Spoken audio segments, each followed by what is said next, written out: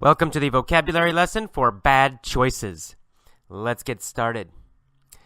This is actually not a Dear Abby letter. It's a Dear Dr. Tracy letter, another advice column, but same idea. So here we go. Okay, first of all, in the beginning, we see the word divorced. Of course, divorced means you're not married anymore. You were married and then you broke the marriage. Now you are divorced. Okay, and then we see the word approximately. Approximately means about, almost, kind of. So she says, I've been divorced for approximately 3 years. Means about 3 years. Not exactly 3 years, but, close to 3 years. Okay, and then she said when she met her new boyfriend, she said they hit it off very quickly. When you talk about people hitting it off or to hit it off, it means you like each other very quickly. So you go to a party, you meet someone new, and you say, wow, we hit it off. It means you started talking and immediately or very quickly you liked each other. So that's to hit it off.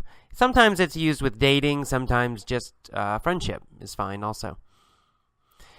Okay. Then a little bit later in the paragraph, she says she found out that her boyfriend was fooling around with someone else. Now, in this case, in a situation, fooling around in a dating situation means basically having sex with somebody. And it has an idea of very casual. It's not a deep, serious relationship. So if you say, someone asks you, are you dating? Are you dating that person? And you say, no, we're just fooling around.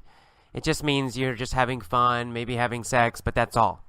It's not a super serious relationship. So her boyfriend was fooling around with someone else. She found out that he was having sex with somebody else. And of course, she's not happy. All right, and then she said, I figured that since we didn't have a committed relationship, that it was no problem. I figured means I thought. Sometimes we'll say, I figure this is a good thing to do. It means I think it's a good thing to do. So to figure means to think. It has other meanings maybe too, but in this case, and usually, it's kind of a casual way to say think or believe. Okay, and then she said she figured she had no place to say anything, because they did not have a committed relationship. A committed relationship is a serious relationship where you say, I'm only with you, you're only with me. That's a committed relationship. So if you're married, that's a committed relationship. If you have a very serious boyfriend or girlfriend, that's a committed relationship. It's not just fooling around. It's a committed relationship, serious. So she said, we didn't have a committed relationship, so I had no place to say anything. To have no place to do something, it means you have no good reason. So I had no place to say anything means I have no good reason to complain, to say something to him, to complain. Oh, why are you with that other woman? Because they did not have a committed relationship, she had no place to say something to him, to complain. She had no good reason to complain. All right, and she mentions in that first paragraph also that she found out that this guy, her boyfriend, went with another woman to his family reunion. A reunion is kind of a meeting, but it's a meeting of people from your past. So a family reunion means all of your family members come together and they meet one time. Not just your close family, not just your mom and your dad or brother or sister. It also means aunts, uncles, cousins, your really big family. Probably you don't see them a lot. Depends, I guess. Some people live near their big families. But in America, most people don't live near their extended families, their big families. So they have a family reunion sometimes where all the family, the cousins, the aunts, the grandparents, the uncles, everybody gets together at one time. That's called a family reunion. So a family reunion. All right, so then let's move on to the next paragraph for the vocabulary. She says, I guess my issue is the fact that now I'm still in this relationship. She's still with him. She says, my issue. I guess my issue. My issue means my problem. Issue sometimes means topic, but also sometimes it means a problem. Especially in relationships or psychologically, mentally. If we say I have issues or I have an issue, then usually that means I have a problem or I have problems. So she says, I guess my issue is the fact that I have a child with him now, and all this stuff is still happening. So she says, I guess my problem. This is her problem, her issue, her problem. Okay, so she's still dating him, but she says, I brought a child into this nonsense. So she's dating her boyfriend. Her boyfriend has another woman, and now they have a child together. Oh, it's complicated. Anyway, she says, I brought a child into this nonsense. So brought a child into means just she gave birth. She had a baby, and now the baby is in this situation also. The child is in this situation. And nonsense means something that's foolish, stupid, crazy. So in this case, this nonsense means this crazy, stupid situation. So now there's a child involved in this crazy situation, in this nonsense. Okay, and then she says that the boyfriend always makes an excuse. He's always making excuses. An excuse is a reason for doing something that's wrong, right? So if you're late to class, and I say, why are you late? And you say, the bus was late. That's your excuse, right? It's the reason you did something wrong. Being late to class is wrong. It's not a big wrong, but it's a small thing. But it's a mistake or it's something wrong. And your reason for doing something wrong is called an excuse. So you say, the bus was late. That's your excuse. That's your reason for doing something that's bad or wrong or criticized. All right, and a little later on in that second paragraph, she says, I have dealt with him taking women to hotels, and my gut tells me it was her. Okay, I have dealt with. To deal with something, to deal with a situation, to deal with a person. It means you keep trying to solve problems in that situation. You don't quit, but you also don't solve the problem. So it really has this idea of continuing to survive or continuing to try, usually some difficult situation. So she says, and the past tense is dealt. Present tense is deal. So to deal with somebody means they're difficult, but you'll deal with them. You'll keep trying to talk to them or communicate with them. If you deal with a difficult situation, it means you survive this situation. You keep trying in this situation.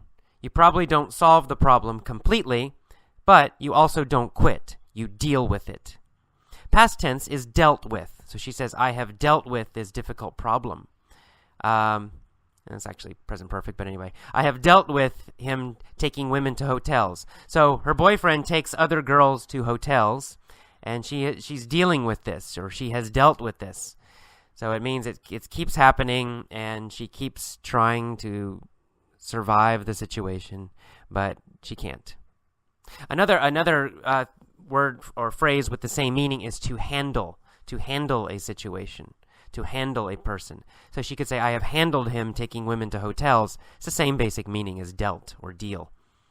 All right, and then she says in that same sentence, my gut tells me it was her. Her means his ex-wife, this one person.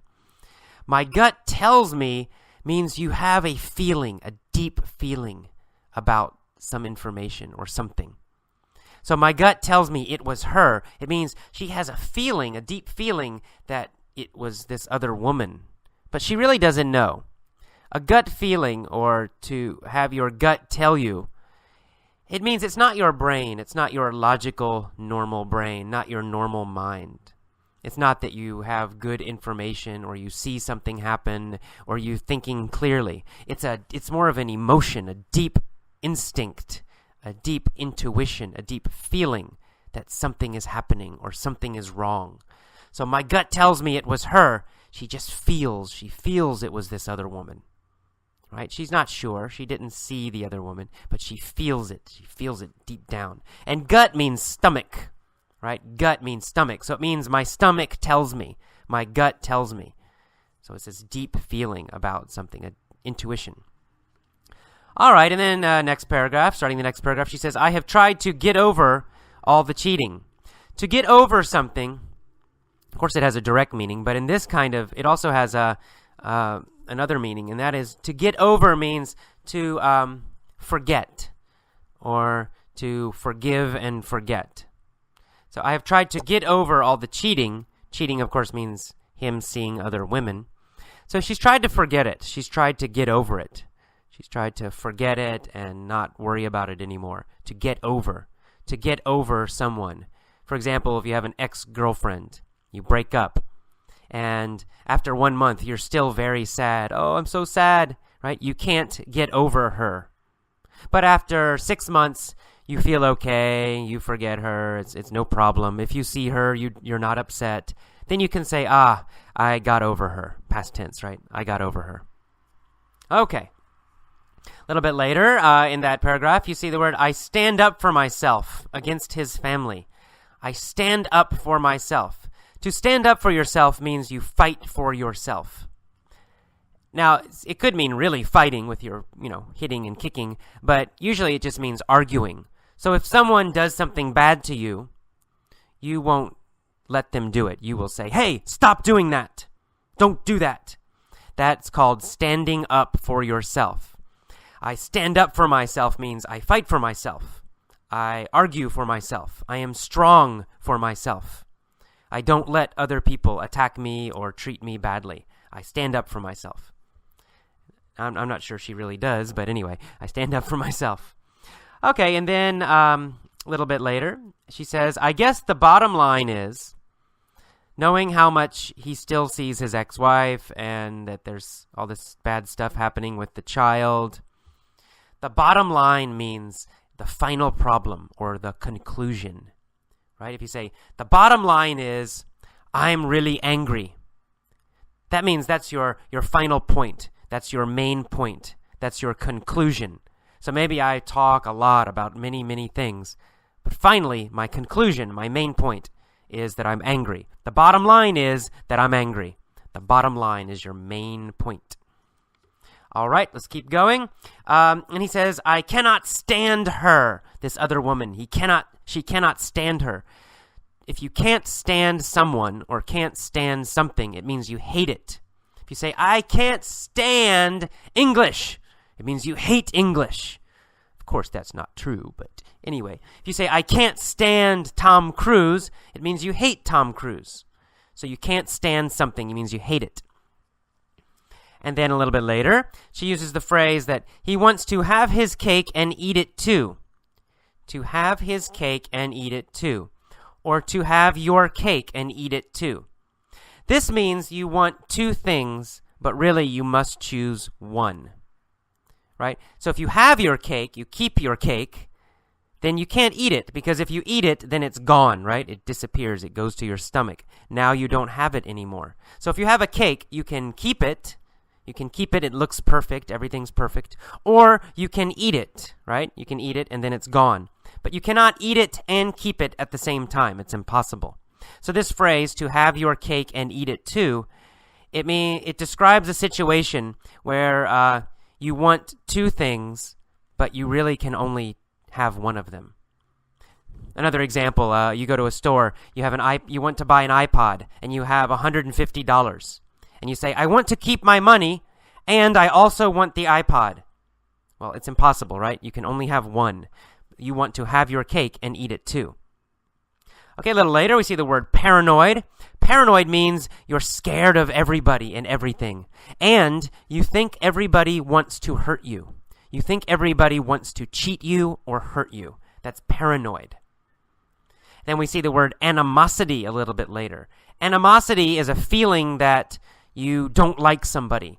It's a feeling that somebody is your enemy. If you say, I have animosity towards him, it means you think he is your enemy. You feel he is your enemy.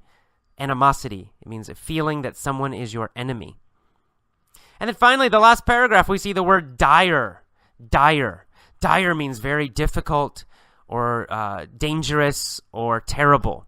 Like a dire situation is a very risky, difficult situation. Maybe dangerous. Or maybe just risky. It means it's easy to fail. It's easy that something bad will happen.